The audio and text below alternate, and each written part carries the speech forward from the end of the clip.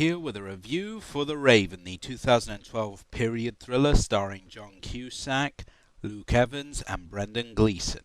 The story is set during the final days of Edgar Allan Poe, the great horror and thriller novelist's life.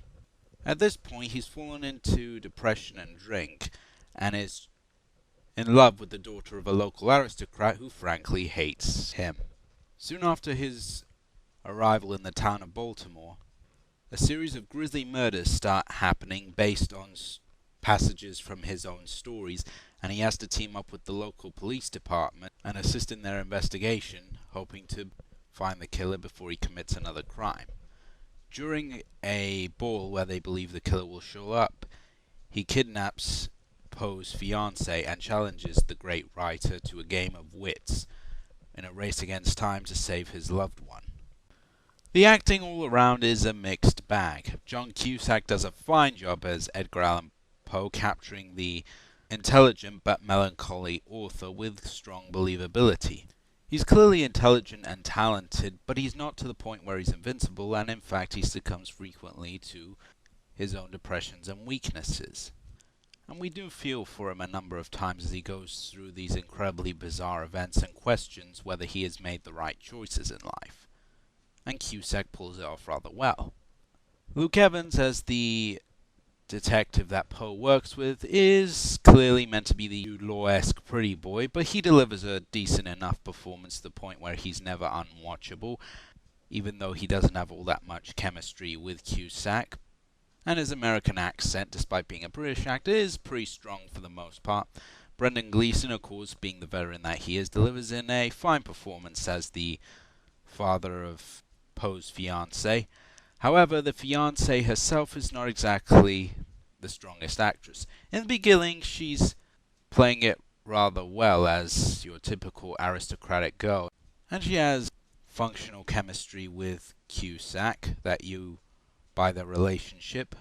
However, after she is captured, her acting seems to deteriorate to the point of being incredibly wooden, with scenes where she's interned inside a coffin by the killer, and her pleas for mercy and wondering why she's in there are so poorly delivered that I swear I have seen primary and secondary school productions with more convincing dramatic acting than that.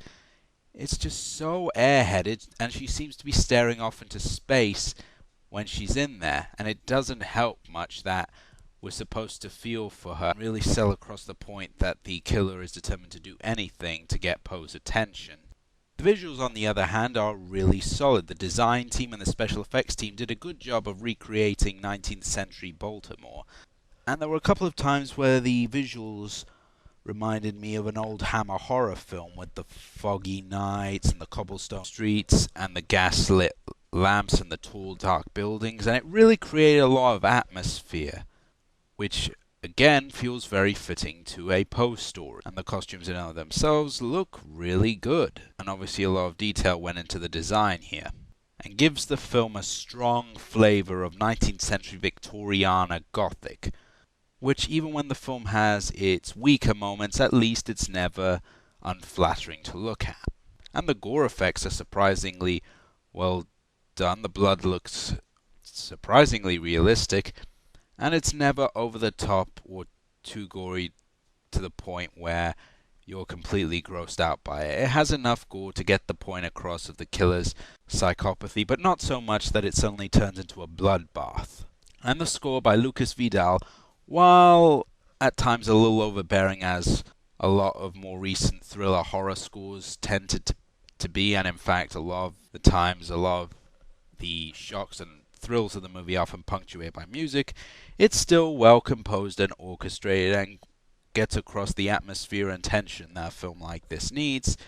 And in particular, the scoring during the chase sequence between Poe and the killer was very well done and had me on the edge of my seat, as good film music should. But of course, now we come to the key thing here, which is the script. Now, the film has received a lukewarm response from critics at best, and while I don't think it's a terrible film, and it's certainly not deserving of the 22% it's gotten on Rotten Tomatoes, It is, as far as thrillers go, not particularly inventive or unique. All the cliches are here: the chases, the red herrings that try to make you think that someone else is the killer, the troubled protagonist, the occasionally incompetent police force. It's all here. All the cliches are thrown in here. But, as I've often said, even if a movie is cliched, does it still work? And I have to say The Raven does actually work really well for the most part. While it's not necessarily the most brilliant thing ever written, it does its job as a good period thriller should do, giving you all the needed thrills and chills you would expect from a movie that has a killer who uses gimmicks from Poe stories. You have the Pit and the Pendulum in here, Mask of the Red Death, The Raven, Murders in the Rue Morgue, and a bunch of other things in here, and from those passages you get the kills from the killer, and they're done really well. What's more, the film is paced very well, and it gets from scene to scene quickly without meandering or dancing around pointless scenes.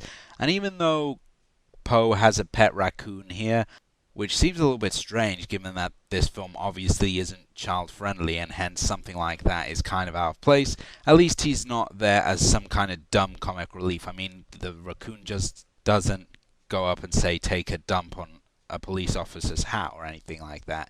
You could argue it's there to accentuate Poe's eccentricities, and while it's not necessarily something significant to complain about, the fact that an early scene in a tavern has Poe insulting one of the drunk patrons with things such as mental oyster more than enough shows us Poe's character, and a raccoon seemed a bit excessive. That being said, the red herrings in here are not very well done, to be honest. They're just too obvious. They draw attention to themselves, and that's something that it shouldn't do. It shouldn't bring the focus of the scene to the red herring. It should still play on like it does.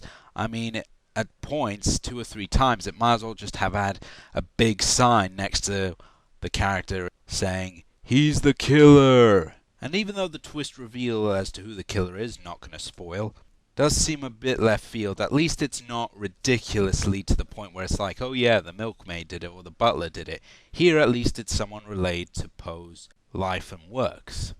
Also, there are a couple of moments of just odd decisions on the part of the editing. For instance, towards the end there's a scene where Poe and the killer have a confrontation, and at first Poe is very determined in asking, "Where's my fiancée?"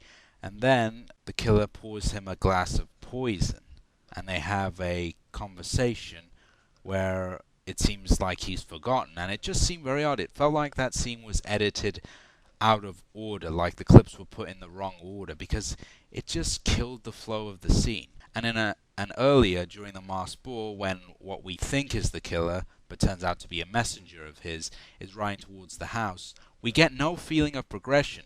It's like masked ball, then to the woods, masked ball, then to the woods once more. We get no feeling of how much closer he is, since all we see is woods. We don't see any buildings or people or anything to indicate he's closer to the mansion. However, as I did say before, the film still works as a thriller. A lot of the sequences are very intense, especially a bit in the tunnels, which takes after the walling up a victim scene from one of Poe's stories, and the chase between him and the killer is quite effective and had me on the edge of my seat.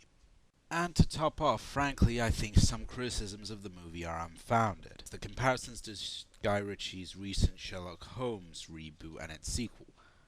Having seen both of them, I can tell you they look and feel nothing like The Raven. You have to remember that Guy Ritchie's Sherlock Holmes is an action film with a period and mystery flavour to it. The Raven, on the other hand, is just full-on period mystery, again much like the Poe stories. Also, people who complain about the use of Poe's material in the film, I think are almost missing the point. The film isn't trying to be some kind of pretentious history lesson about Poe, it's simply there to entertain and to bring at least tidbits of Poe's work to those who might not even have heard of him and are only watching the movie because it's directed by James McTeague, who delivered us V for Vendetta, which I really enjoyed, or they're a fan of John Cusack. It knows full well what it's doing. It wants to be an entertaining period piece, and it works on that level. It has flaws here and there, but not enough to break the film or throw me out of the experience completely. And so I must give The Raven a bronze star. While not necessarily stacking up to some of the greats of the thriller genre, such as, say, Seven, the film works well enough on its own merits as an enjoyable period thriller. It has a couple of problems with the writing here and there, but James McTeague's solid directing at least ensures that you get an enjoyable ride. The visuals, the music, and Cusack as Poe are all solid enough to keep the film going and stop it from becoming stale or dull.